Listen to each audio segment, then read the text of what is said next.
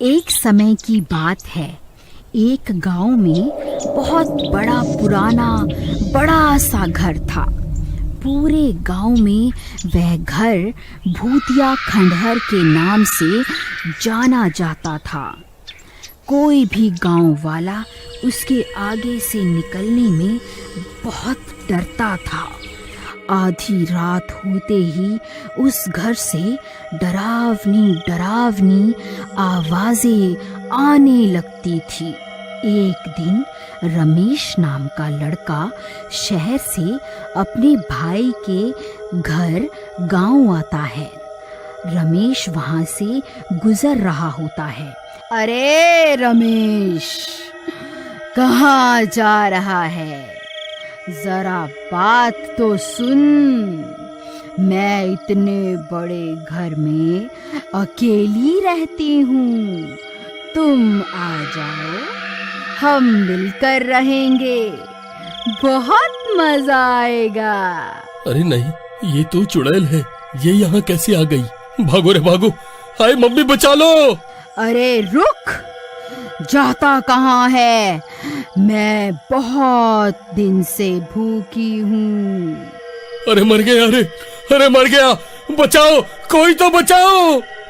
फिर वो जल्दी जल्दी अपने भाई के घर की ओर भाग जाता है। अरे भाई, दरवाजा खोलो! महेश भाई, दरवाजा खोलो जल्दी! अरे भाई, कौन है इतनी रात को जो दरवाजा पीट रहा है? जाओ, कविता जरूर तुम्हारा भाई होगा, वो ही बेसमय आ जाता है। अजी, क्या कहा आपने मेरे भाई के बारे में?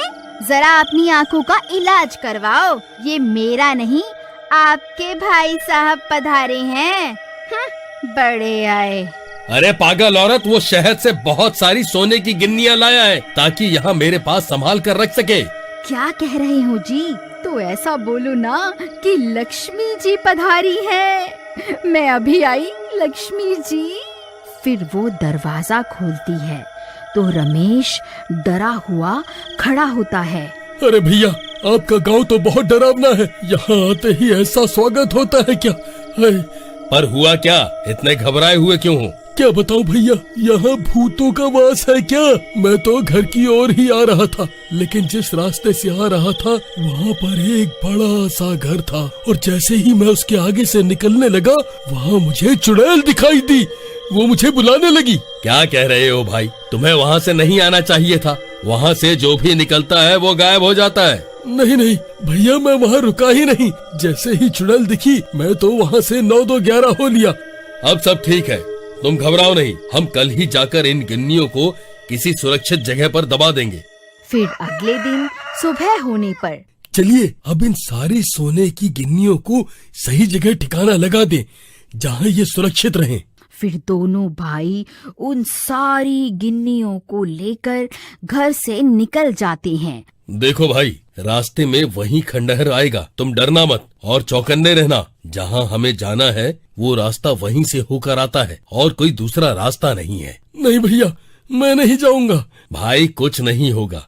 अगर ऐसा कुछ हुआ भी तो मैं हूँ ना, तुझे कुछ नहीं होने दूंगा। फिर इतना बोलकर दोनों भाई निकल जाते हैं, और जब वह खंडहर आता है तो दोनों बहुत डर जाते हैं। वहाँ बहुत अजीब अजीब सी आवाजें आने लगती हैं।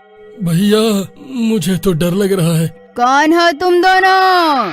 अब तुम दोनों नहीं बचोगे। हा हा हा हा हा हा। भैया, अब हम क्या करेंगे? ये चुड़ैल तो हमारे सामने ही खड़ी है। तुम डरो मत, मैं तुम्हें कुछ नहीं होने दूंगा। तुम मेरे पीछे आ जाओ। फिर चुड़ैल महेश को अपने मुंह में निगल लेती है। भैया नहीं, भागो यहाँ से, नहीं तो ये चुड़ैल मुझे भी खा जाएगी। मुझे किसी की मदद लेकर आना होगा। फिर वो भागकर वापस गांव जाता है।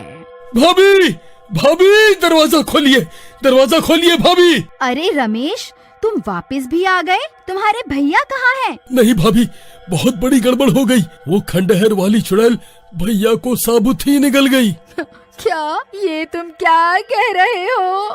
नहीं, ऐसा नहीं हो सकता। भाभी, मैं सच कह रहा हूँ, मेरे सामने ही वो चुड़ैल भैया को निकल गई। मैं किसी तरह भाग आया ताकि मदद लेकर आ सकूं। फिर कविता घर के अंदर जाती है और सोचने लगती है कि अब क्या करें। इतने में रमेश कुछ गांव वालों को भी इकट्ठा कर लेता है। फिर कविता, रमेश और सब गांव वाले उसी खंडहर के पास जाते हैं। अरे ओ चुड़ैल, बाहर निकल, मेरे पति को खा गई। हिम्मत है तो बाहर निकल। अरे भाभी, आपको डर नहीं लगता क्या? देवर जी, डर तो लगता है, लेकिन अपने पति को बचाने के लिए मुझे अपनी जान की कोई परवाह नहीं है। इतने में चुड़ैल वहाँ आ जाती है।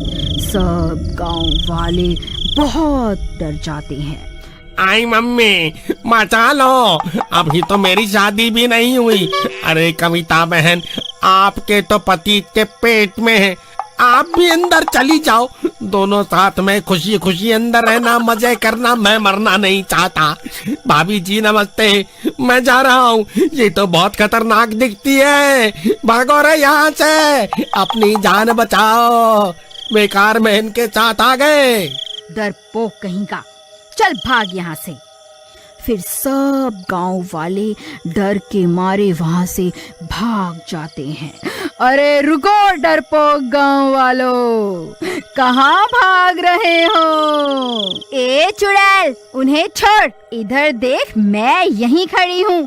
मैं तुझसे नहीं डरती, समझी ना? तूने मेरे पति को निगल लिया, मैं तुझे नहीं छोड़ूंगी। अरे भाभी, ये क्या कर रही हो? आराम से बातचीत करके भी तो मामला निपटाया जा सकता है। तू वही है ना जो कल यहाँ से बचकर भाग गया था। उसे छोड़, पहले मुझे खा के तो दिखा जरा। देवर जी, आप दूर हट जाइए। फिर रमेश एक पेड़ के पीछे छिप जाता है। ए पागल औरत, तुझे भी तेरे पति के ही पास पहुँचा दूंगी। हाँ हाँ, तो खा ना मुझे, डर क्यों रही है? फिर उस चुड़ैल को बहुत गुस्सा आ जाता है और वो कविता को भी मुंह में डालकर निगल जाती है।